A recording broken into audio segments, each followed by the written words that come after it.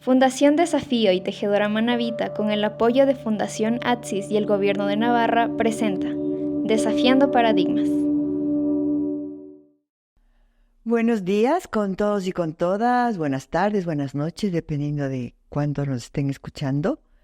Les enviamos un saludo muy cordial desde Fundación Desafío, desde Tejedora Manabita, desde ATSIS, que apoya el proyecto Articulando Estrategias para Enfrentar la Violencia Sexual y el Incesto en 9 cantones de la provincia de Manabí. Estamos en el podcast Desafiando Paradigmas. Y pues contamos en este podcast con un tema que es lacerante, que es terrible, que es la violencia sexual y el incesto, una realidad lacerante en el país y también lacerante en la provincia de Manabí. Contamos con la participación de Joana Zambrano, abogada, activista, experta en varios temas, una amiga muy querida que ha viajado desde la costa, ¿no? Desde Machala, Joana, estás viajando. Te agradecemos muchísimo por eso. Y lo ha hecho para estar en el podcast y para que salga, pues, perfecto. Entonces, te damos la bienvenida y esperamos un saludo tuyo. Gracias, Virginia. Muchas gracias por invitarme a este podcast, Desafiando Paradigmas, un tema muy interesante dentro de todo lo que hemos venido trabajando. Gracias por la invitación y aquí estamos. Bueno, unas gracias inmensas también porque estás acá. Bueno, el tema amerita muchísimos podcasts, vamos a seguir teniendo 2 más en este proyecto. Sin embargo, vamos a presentar este primer podcast de la realidad que se vive en la provincia de Manabí, porque obviamente la violencia sexual y el incesto son parte de la cotidianidad de muchas víctimas que se silencian. Víctimas que generalmente son niñas, niños, adolescentes que no pueden decir lo que les está pasando porque están en medio de un contexto de intimidación, de violencia. Y bueno, pues diciendo que es un problema cotidiano, no deja de ser un delito, ¿sí?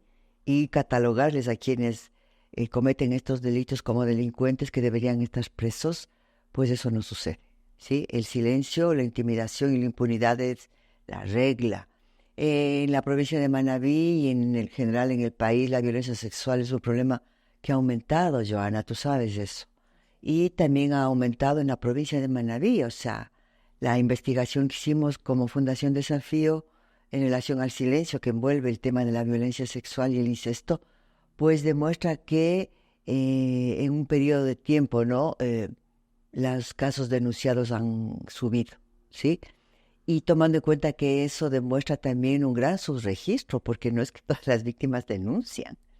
Entonces, en ese marco, Joana, ¿cómo podrías tú hacernos una introducción del tema de la violencia sexual y el incesto en general?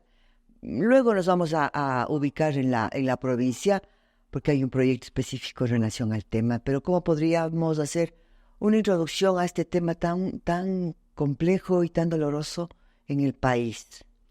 Así es, la violencia sexual contra niñas, niños y adolescentes, sobre todo, no considerados los grupos más vulnerables dentro de la gama de la protección que deben tener los grupos vulnerables, es un tema que debe, por lo menos, yo digo, conmovernos a todos y a todas, ¿no? Es un tema que debe ser tratado de manera adecuada por las instituciones responsables, en este caso a través del Estado, la misma sociedad y la familia.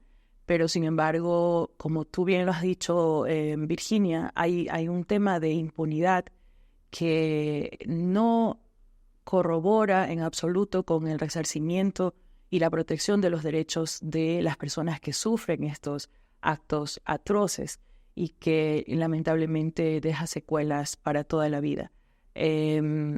Hay en las localidades, existe normativa, existen leyes orgánicas, cuerpos legales que estipulan y direccionan a cuál debería ser el tratamiento para trabajar no solamente en el tema de la sanción contra los victimarios que cometen estos delitos, sino también un tema de prevención, que es en el cual trabajamos también como organización de mujeres, como Tejedora Manabita y en la articulación que llevamos con Fundación Desafío y con diferentes también instancias, lo hemos hecho en su momento con la academia.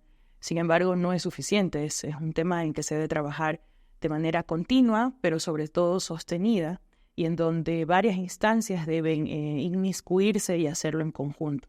Entonces, creo yo que al darse la violencia sexual en el ámbito del hogar, en el ámbito familiar, eso corrobora inmensamente para que se quede en un ámbito relegado a la impunidad, en donde la víctima se silencia y está por debajo de quien cometió el delito en este caso, ¿no? Porque muchas familias suelen dar la espalda a la víctima para proteger al victimario, porque hay un tema familiar, porque hay un tema en donde los derechos de las víctimas no son resarcidos y sobre todo no son escuchadas. Y lo más difícil, diría yo, que es lo que suele pasar comúnmente, no reciben luego la asistencia integral a la que tendrían derecho después de haber sido víctimas de este acto atroz. Sí, Joana, de acuerdo contigo, ¿no? Es un tema silenciado, invisibilizado, pero para precisamente visibilizar una realidad, vamos a escuchar un testimonio de una violencia, de una violación, de un incesto, de un caso de incesto que ha ocurrido en la provincia, ¿no? O sea, son casos reales los que presentamos, no son casos que nos inventamos. El caso que presentamos, que van a escuchar, pues es lo que le pasa a muchísimas niñas, niños o adolescentes todos los días, ¿sí? Y vamos a comentar la investigación de Human Rights Watch. Les pedimos que reaccionen a este testimonio, que nos den sus comentarios y que se animen, ¿no? a denunciar si son víctimas o a denunciar si son testigos, ya sea en la familia o ya sea en la comunidad. He recordado lo que me pasó de niña. Hay temporadas que me olvido, pero el recuerdo siempre vuelve y me hace sufrir como el primer día. Soy de familia grande, primos, tíos, abuelos. Siempre nos dijeron que debemos ser unidos porque familia es familia. También nos dijeron que hay que respetar a los adultos. Un día, mi tío, hermano de mi padre, me llevó solo a mí al parque. Le pidió permiso a mi mamá y ella le dijo que bueno. En el parque me compró un helado y estuve en varios juegos. Tenía 9 años. Regresamos a la casa, todo bien, hasta que se hizo costumbre que solo me llevaba a mí. A mi hermana no, que era muy chiquita y que solo podía con una, decía. Hasta que llegó ese día de terror. No me llevó al parque sino a su casa y ahí me violó. Me hizo prometer que no diga nada a nadie. Me quiso dar plata, pero no pude callar porque me hizo daño. Sangré y tuve mucho dolor. Mi madre se dio cuenta enseguida que algo me pasaba, porque esa noche lloré y me quejé de dolor y de terror. Al día siguiente me llevaron al centro de salud y ahí se dieron cuenta de todo. Tuve que hablar y decir quién fue. Mi mamá se separó de mi papá y como eso pasó hace mucho tiempo, no tuve apoyo psicológico ni nada. Siento que no he superado eso que me pasó. Creo que es hora de pedir ayuda.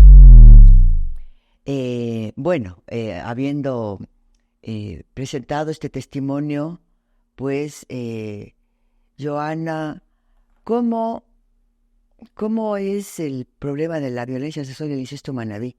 Te pregunto esto porque siempre se ha sabido que es como que la provincia de Manabí es una provincia incestuosa.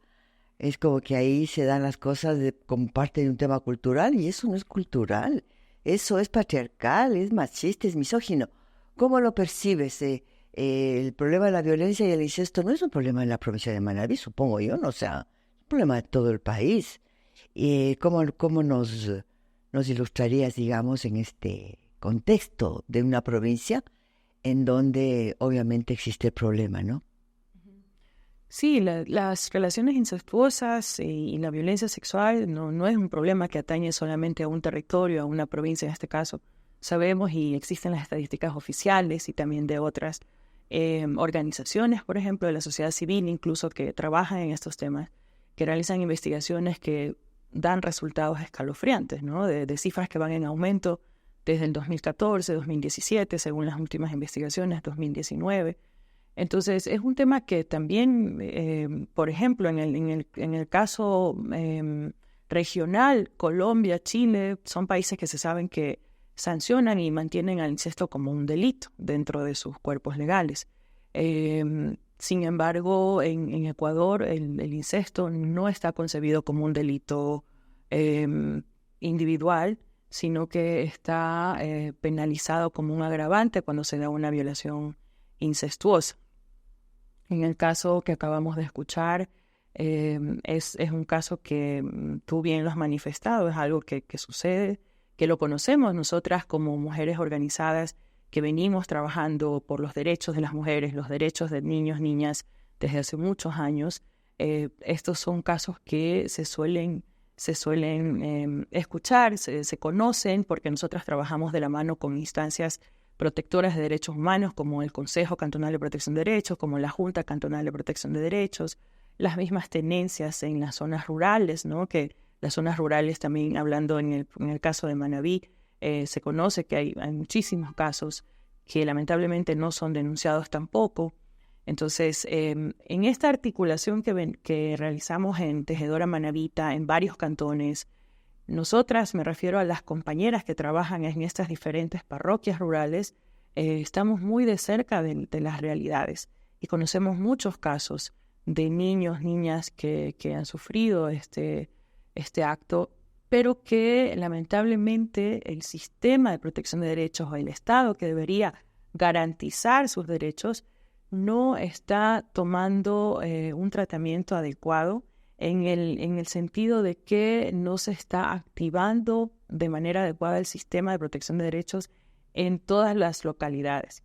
Sí tenemos algunos ejemplos y algunas experiencias en donde sí se ha activado el sistema de protección de derechos, sin embargo, no así en todas las parroquias como quisiéramos, o en todos los cantones como quisiéramos, ¿no? Johanna, disculpa que te corte un segundo, porque viendo el caso del testimonio, vemos que ahí empieza también en la familia. O sea, la familia, no quiero decir que sea cómplice, pero también podría ser cómplice, pero la familia en este caso no. O sea, la violación fue brutal. La niña tuvo consecuencias en su cuerpo físico, digamos. No, la niña no pudo esconder ni pudo callarse. El violador fue denunciado, pero luego fue liberado, digamos, ¿sí? Pero esto no sucede en todas las familias, o sea, es por ahí donde empieza el encubrimiento, digamos, o a veces la complicidad o el miedo, ¿no? La intimidación. Entonces, ¿cómo explicar que en unas familias se da un comportamiento y en otras familias se da otro comportamiento? Aquí tal vez fue tan evidente el daño, el terror, el horror del caso. En otras familias eso no pasa porque la víctima aparentemente no le pasa nada. Entonces, ¿cómo explicar eso? ¿Qué sucede en ese escenario, digamos, de terror que viven las víctimas, ¿no? ¿Qué sucede? Sí, bueno, en muchos casos, ¿no? Como en este sí fue denunciado, pero hay una situación que hay que reconocer dentro de este caso, es que al final la víctima manifiesta que al haber sido liberado el victimario, ella no tiene idea o no sabe dónde, si lo podrá volver a ver o si lo encontrará nuevamente. Entonces, en ese sentido, hay que también un poco como poner el foco sobre qué pasa luego. O sea, hay que hacer un seguimiento de los casos cuando lamentablemente y de manera inadecuada, en el manejo de justicia me refiero, son liberados por varias razones, ¿no? De temas legales, temas jurídicos, son liberados los victimarios que suelen regresar incluso al hogar de la víctima. Se conocen casos también, y lo he conocido de primera mano, de victimarios que regresan al hogar en donde la víctima sigue aún viviendo. Han pasado los años, en otros casos incluso han cumplido su pena, su sanción, pero se suele dar estos escenarios nuevamente, ¿no? En el caso de familias que encubren, diría yo que es una práctica generalizada y que también pasa por un tema de no sensibilización por parte de las personas que son responsables de la protección de estos niños o niñas, ¿no? En el caso de mamá, de abuela, pero la norma regular es que se suele proteger a quien comete el acto en contra de los derechos de las víctimas, ¿no? Mira que tú dices se suele proteger al victimario, ¿sí? Ahora mismo estamos viviendo una propuesta en escena y una protesta en relación a la pederastia clerical. O sea, hay casos bien complicados y bien complejos de sacerdotes que han violado a adolescentes, a niños o a niñas y que han sido protegidos por la institución religiosa. El último caso que hubo en la asamblea de un hombre que se suicidó y el perpetrador, el violador, fue enviado a Galápagos. El hombre se suicidó porque no recibió justicia. Lo violaron cuando era adolescente. O sea, esto de encubrir, esto de proteger al victimario, de proteger al delincuente, es algo que suele suceder también. Entonces, en ese marco, dolorosamente podemos ver que hay incluso madres que protegen al padrastro, protegen al padre en un escenario de pobreza, ¿no? No quieren quedarse sin el proveedor, entre comillas.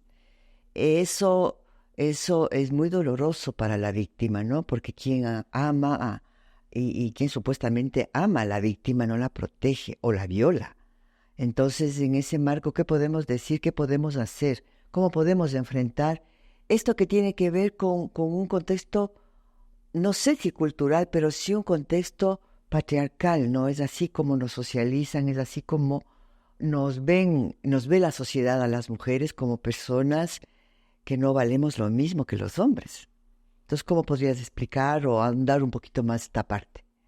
Sí, en el caso de las familias, diría yo que, como tú lo has mencionado, pasa por un tema de no perder al proveedor, pero también por el hecho de que se da una especie de vergüenza generalizada, ¿no? Hay familias que lo ocultan cuando sus niños o sus niñas han sido abusados o violentados sexualmente, porque hay esta generalidad de que no se sepa nada, de que qué van a decir los vecinos, las vecinas, la sociedad en general, o el medio en donde se desenvuelve, donde vive.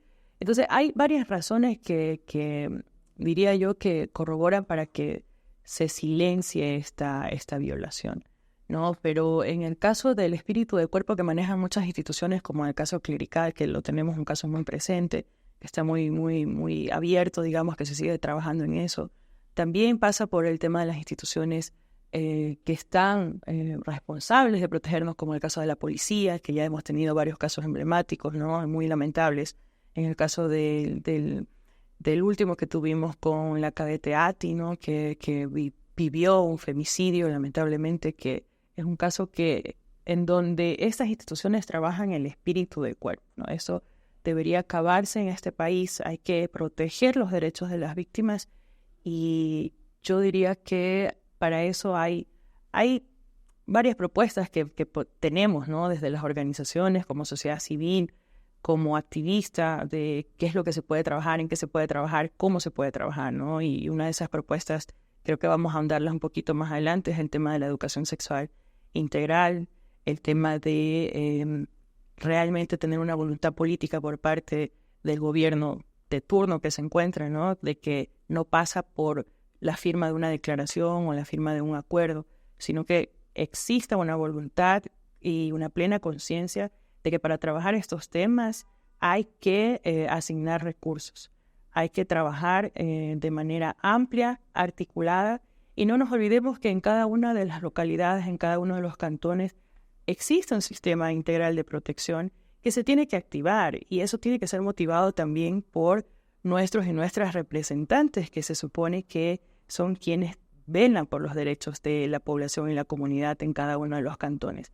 Esto lamentablemente no sucede. O sea, yo vivo actualmente en el cantón Puerto López, es mi domicilio desde hace más de 8 años, y es difícil que se pueda activar un sistema de protección cuando falta la voluntad política, cuando faltan los recursos. Es la respuesta que siempre tenemos. Sin embargo, nosotras siempre nos mantenemos firmes, proponiendo, levantando diagnósticos, para demostrar a las autoridades locales qué es lo que está pasando, en qué se puede trabajar, y no solamente que exigimos de una manera así, sin hacer propuestas. Nosotras, aparte de exigir, somos propositivas, y así que seguimos en ese camino, que sería como una buena forma de trabajar en prevención de delitos sexuales contra niños, niñas y adolescentes. Mira, Joana, hablando contigo del tema más general, ¿no? Del tema del país. Yo creo que a pesar de que hay leyes, hay normativas, hay protocolos de actuación cuando suceden estos casos, todavía hace falta leyes, diría yo, que realmente promuevan una exigibilidad en el ejercicio de los derechos. Del tema de que la educación sexual integral, como tú bien lo has señalado, no haya educación sexual integral en este país.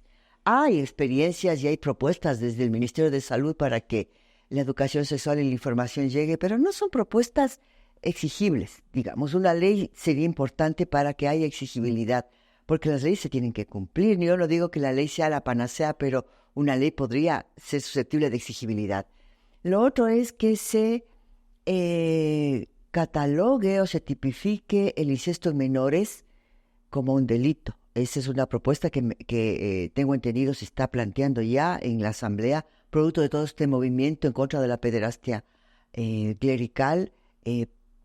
Ojalá que se dé, pero también existen vacíos, otros vacíos que están pendientes, como por ejemplo la despenalización total del aborto, porque la violación incestuosa, que ahora es un delito tipificado, y el aborto en caso de violación ya no nos alcanza, o sea, no son suficientes para enfrentar todos los casos que existen.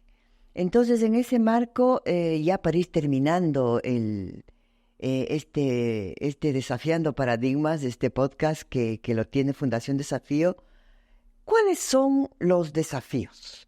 Tomando en cuenta esto que te digo, u otros desafíos, porque creo que hay otros desafíos en relación a ir tumbando, como se dice en las consignas, tumbando el patriarcado, ¿no? ¿Cuáles crees que serían los desafíos en términos de tener, de trabajar, de dar un mensaje a quienes nos están escuchando para enfrentar el problema?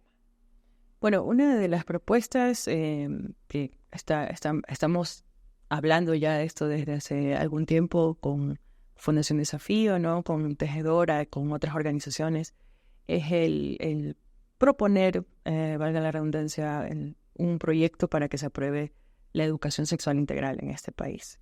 O sea, hay, como tú lo has dicho, hay indicios, hay algunas manifestaciones, pero todavía eso no se ha logrado de manera sostenida, y sobre todo que se lo apruebe como parte de la malla y que sea obligatorio dentro de las unidades educativas, porque la educación integral sexual les dará herramientas y conocimientos a los niños, niñas y adolescentes para justamente saber y conocer de qué manera ellos también, desde su posición y yéndonos al principio de la autonomía progresiva, también ellos puedan conocer sus derechos, y eso estamos seguras que sería como parte de la solución para prevenir los delitos. Hablando del tema de prevención, ¿no?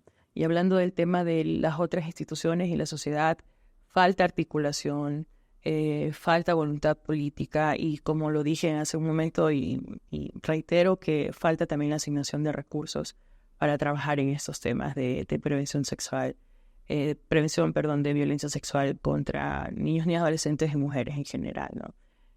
Son varios los retos que tenemos por delante. Uno de esos, bueno, ya hace 2 años que se aprobó el aborto por violación. Tuvimos ahí varias luchas desde las diferentes organizaciones a nivel nacional, en donde también se nos quiso obstaculizar de varias maneras el acceso a ese derecho, a pesar de ya haber sido aprobado por la Corte Constitucional.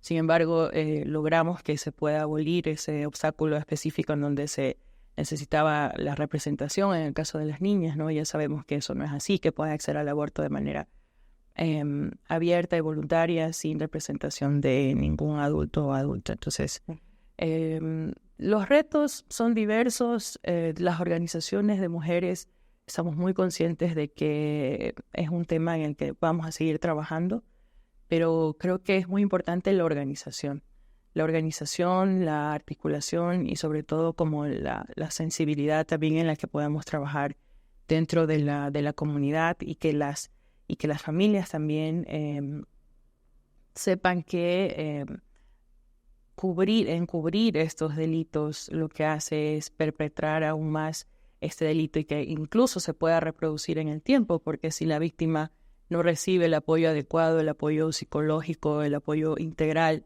para resarcir el daño inmenso, emocional, mental, incluso esto se podría repetir, ¿no? En varios casos. Sí. Bueno, para cerrar este podcast Desafiando Paradigmas, quisiera decir lo siguiente, porque realmente los retos, los desafíos son inmensos. Nos hace falta cosas en relación a lo legal, nos hace falta mayor voluntad y responsabilidad política, pero nos falta sobre todo acciones en relación a la prevención, porque no podemos seguir castigando el delito cuando ya se ha dado el delito. Obviamente hay que castigarlo, pero hay que evitar que se produzca el delito. Ayer, por ejemplo, según investigaciones que ha hecho Human Rights Watch, se recibieron 12 denuncias de violencia sexual en el sistema educativo. O sea, todos los días en el sistema educativo, según la información de esta investigación, todos los días se reciben 12 denuncias de violencia sexual.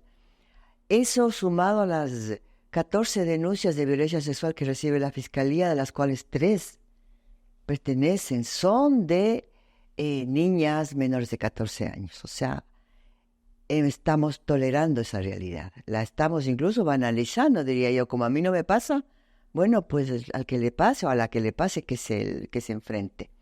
Entonces yo creo que, y como Fundación Desafío, como tejedora manabita que ha implementado un proyecto súper importante, vamos a hablar posteriormente con Zoilita de eso, no es posible continuar tolerando y tapándonos los ojos frente a esta situación. Leyes existen, lo que no hay es justicia que ponga a la víctima en el centro y la repare integralmente. Yo quisiera terminar diciendo que hay que poner el dedo en la llaga, ¿sí? Tomando una frase religiosa, porque es importante que aunque nos duela, ¿sí?, hay que hablar del tema y hay que enfrentarlo. Bueno, gracias, Joana, por haber estado acá. Nos complace muchísimo tenerte en este podcast y tenerte aquí en Quito, un día por lo menos. Y a la gente que nos está viendo, a quienes nos están escuchando, pues decirles que nos sintonicen, que reaccionen frente al podcast Desafiando Paradigmas, que nos sigan en nuestras redes sociales y bueno, pues que interactúen y nos comenten. Gracias por la invitación, Virginia. Siempre es un gusto poder apoyar a estas iniciativas que estoy segura que van a tener algún impacto en la comunidad. Un gusto inmenso de tenerte acá también. Gracias.